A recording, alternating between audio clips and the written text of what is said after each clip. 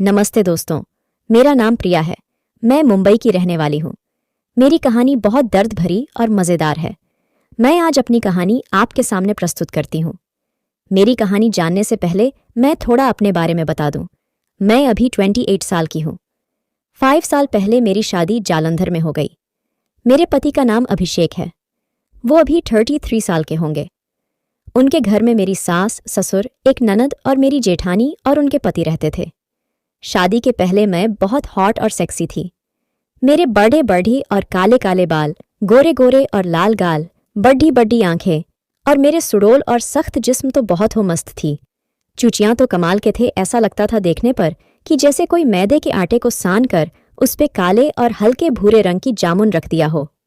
मेरी चूची बहुत ही गोरी और रुई की तरह मुलायम और साथ साथ सख्त और टाइट भी थी। मेरी गुफा तो किसी जलते हुए कोयले से कम नहीं थी। मेरी कमसिन गुफा बहुत रसीली, बिल्कुल रसीले आम की तरह और बिल्कुल चिपकी हुई। ऐसे लग रहा था कि अभी इसका सील भी नहीं टूटा होगा। लेकिन मैंने बहुत बार अपनी दरार को अपने चाचा के लड़कों से मरवा चुकी थी। मेरी शादी के बाद मेरे पति ने लगातार मेरी खुदाई करके मेरी गुफा को फैला दिया और एक ही साल बाद मेरे एक लड़ाका भी हो गया। लड़डाका होने के बाद हमारा खर्चा बढ़ने लगा और मेरे पति कुछ काम नहीं करते थे। वो दिन भर घर पर रहते और जब भी मन करता मेरी छेद को बजाते। मैंने एक दिन अपने पति से कहा, जानू, तुम कुछ काम करो, अब हमें पैसे की जरूरत है और कब तक हम किसी के सामने अपना हाथ फैलाएंगे। मेरे पति ने मुझसे कहा, हाँ, मैं जल्दी ही कुछ काम ढूंढ लूंगा। थोड़ा दिन बीता। अभिषेक ने एक काम करना शुरू किया, लेकिन पैसे बहुत कम मिलता था। कुछ दिन उन्होंने वहां वो काम किया। धीरे धीरे मेरे बेटा भी बड्ढा हो रहा था। उसके पढ़ाई का भी खर्चा बढ़ने वाला था। अभी तक तो मेरे ससुर जी हमारा खर्चा देते हैं, लेकिन कब तक वो हमारा खर्चा उठाएंगे। मेरे जेठ जी की नज़र बहुत बुरी थी। वो औरतों को केवल खुदाई का सामान समझते थे। उन्होंने अपनी जिंदगी में इतनी औरतों को खोदा था कि क्या बताऊं। मेरे जेठ की नज़र मेरे ऊपर भी थी, लेकिन अभिषेक हमेशा घर पर ही रहता था, इसलिए उनको मौका नहीं मिल पाता था। अगर बात करें जेठ जी की, तो दिखने में स्मार्ट और साथ ही साथ उनके पास पैसे की भी कमी नहीं थी। उनका काम बहुत तेजी से चल रहा था और खूब पैसे भी आ रहे थे। कुछ दिन बाद मेरे ससुर की मौत हो गई। ससुर के मौत के बाद हमारा खर्चा किसी तरह से पूरा होता था। अभिषेक बहुत मेहनत भी करता, तब भी हमारा खर्चा किसी तरह से चलता। कुछ दिन बाद मेरे जेठ ने बंटवारा कर दिया। अब तो हमारा और भी बुरा हाल हो गया। अभिषेक और ज्यादा पैसे कमाने ले लिए अपने एक दोस्त के साथ दिल्ली चले गए। अब मैं और मेरा बेटा हम दोनों ही घर रहते थे। मेरे पति दिल्ली से पैसे भेजते थे और खुद भी कभी चले आते थे। जब वो आते थे तो हम दोनों मिलके खूब खुदाई करते। जितने दिन रहते हम एक एक दिन 5-6 बार काम कर लेते थे। लेकिन उनके जाने के बाद मेरी दरार में सूखा पड़ जाता था। कोई मुझे खोदने वाला नहीं रहता था। मेरे पति के परदेस जाने के बाद मेरे जेठ जी ने मुझ पर चांस मारना शुरू कर दिया था। लेकिन मुझे उन्हें देखकर नफरत होती थी, क्योंकि उन्होंने मेरे पति को नौकरी नहीं दी थी। मैं एक दिन अपने घर के सामने बैठी थी। मेरे जेठ जी आए और उन्होंने मुझसे कहा, मैं तुम्हारे पति को अपने काम में नौकरी दे सकता हूँ, लेकिन पहले तुम मेरे लिए कुछ करो, फिर मैं भी तुम्हारे लिए कुछ कर सकता हूँ। मैं समझ गई कि ये मुझे खोदने के बारे में बात कर रहे हैं। मैंने उनसे कहा, आप जो चाहते हैं वो कभी नहीं हो सकता है, चाहे दुनिया इधर से उधर क्यों ना हो जाए। मेरे जेठ ने कहा, मैं तो तुम्हारा अकेलापन दूर करना चाहता हूँ। तुम्हारे पति को तुम्हारे पास बुला के, और तुम कहाँ रही हो, जो मैं चाहता हूँ वो कभी नहीं हो सकता। कुछ देर बाद मेरे जेठ वहां से चले गए। मैंने उनके बातों के बारे में बहुत सोचा, पर मेरा मन उनसे खुदवाने को नहीं कर रहा था। धीरे धीरे कुछ दिन और बीता। अभिषेक घर आ गया। घर आते ही उसने मुझे गोदी में उठा लिया और बिस्तर में ले गया। उसने बहुत दिन बाद मेरी दरार को मज़े से खोदा। खुदाई के बाद मैंने उससे कहा, तुम यहीं कोई अच्छा काम क्यों नहीं कर लेते? तो उसने कहा, यहाँ पैसे अच्छे नहीं मिलते हैं। मैंने कहा, तुम्हारे बिना मैं बहुत अकेली रही हूं। तो उसने कहा, भैया मुझे काम पर रखेंगे नहीं, क्योंकि उन्होंने मुझे एक बार पैसे चुराते हुए पकड़ DDH लिया था। फिर मैंने सोचा, अगर मैं अपने जेठ से खुदवा लूं तो अभिषेक को यहाँ काम के साथ साथ अच्छे पैसे भी मिल सकते हैं। लेकिन मैंने सोचा, अभी नहीं, वरना हो सकता है कि अभिषेक को शक हो सकता है। थोड़े ही दिन बाद अभिषेक फिर से बाहर चला गया। मैंने पहले तो सोचा कि अपने जेठ से खुदवा लूं, लेकिन फिर मेरा मन बदल गया। मैंने अपने मन से जेठ जी से खुदवाने की बात को निकाल दिया। लेकिन मेरी और मेरे जेठ की खुदाई की कहानी तो भगवान खुद अपने हाथों से लिख रहा था। दोस्तों, कुछ दिन पहले की बात है। मेरी जेठानी अपने मिके गई हुई थी और मेरे पति भी घर नहीं थे। रात का समय था। मैं लेटी हुई थी। दोपहर से ही मेरे बेटे की तबीयत कुछ ठीक नहीं थी, लेकिन जब रात हुई तो उसकी तबीयत खराब होती गई। मैंने सोचा, अब इतनी रात को किसको बुलाऊं? फिर मैंने अपने जेठ जी कमरे के बाहर गई और उनको आवाज़ देने लगी। कुछ देर बाद वो बाहर आए। उन्होंने मुझसे कहा, इतनी रात को आई हो, क्या बात है? कहीं तुम अपना अकेलापन तो दूर करने नहीं आई हो? मैंने कहा, नहीं, वो मेरे बेटे की तबीयत खराब है। आप साथ चलकर डॉक्टर को दिखवा देते तो ठीक रहता। रात भी हो चुकी है। मेरे जेठ ने कहा, तुमने तो मेरी बात नहीं मानी थी, तो मैं क्यों तुम्हारी बात मानूं? मैंने उनसे कहा, भगवान के लिए पहले आप मेरे बेटे को डॉक्टर को दिखा दीजिए, फिर आपको जो करना है कर लेना, लेकिन पहले मेरे बेटे की दवाई करवा दो। जेठ जी ने मेरे बेटे को डॉक्टर को दिखाया और दिखाने के बाद घर ले आए। उसके ठीक होने तक वो मेरे कमरे में ही बैठे थे। जब मेरा बेटा ठीक हो गया तो मैंने जेठ जी कहा, पहले आप मुझसे वादा कीजिए कि ये बात किसी से कहेंगे नहीं और मेरे पति को काम भी देंगे। मेरे जेठ जी मुझसे कहा, ठीक है, लेकिन आज तो तुम्हारी खुदाई तो करूंगा ही, और जब मेरा मन फिर किसी दिन को खोदने को कहे तो तुम चुपके से आ जाना।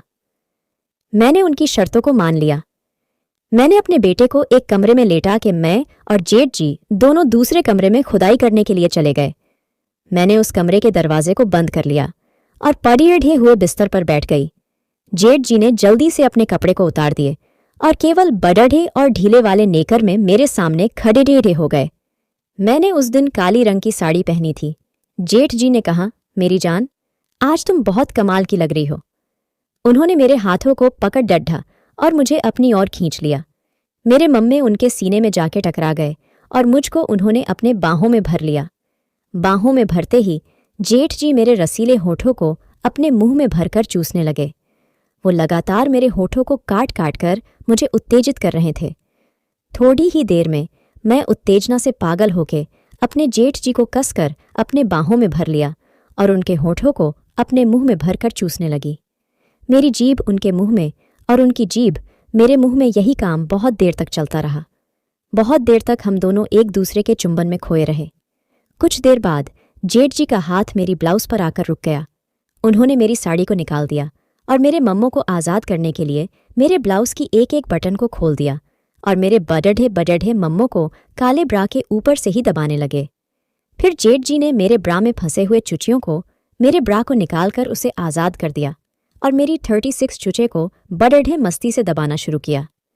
वो मेरे मम्मों को दबा दबा के बहुत अधिक खुदा से हो गए थे और मेरे खूबसूरत सफ़ेद चिकने मम्मों को वो अपने हाथ में लेकर किसी आटे की तरह वो जोर जोर से मसले जा रहे थे। मैं भी खुदासी होकर अपने मम्मों को बीढ़े मस्ती से लगातार मसल रही थी। मेरा बेटा रोज़ मेरा दूध पीता था, इसलिए मेरे चुचियों से अभी भी दूध निकालता है। मेरे जेठ जी अपने हाथों से मेरे चूची को जोर से दबाते और उसमें से जब दूध निकलता तो उसको पीकर मज़े ले रहे थे। मुझे भी बहुत मज़ा आ रहा था। बहुत देर तक मेरे दूध को पीने के बाद जेठ जी ने मेरे दूध को मसलते हुए और मेरे पेट को पीते हुए मेरी नाभि से होते हुए मेरी चिड़िया की तरफ बढ़ने लगे। उन्होंने मेरे काले पेटीकोट के नाड़े को खोला और पेटीकोट को निकाल दिया। फिर उसने मेरी पैंटी भी निकाल दिया। अब मैं अपने जेठ जी के सामने पूरी तरह से ओपन हो गई थी।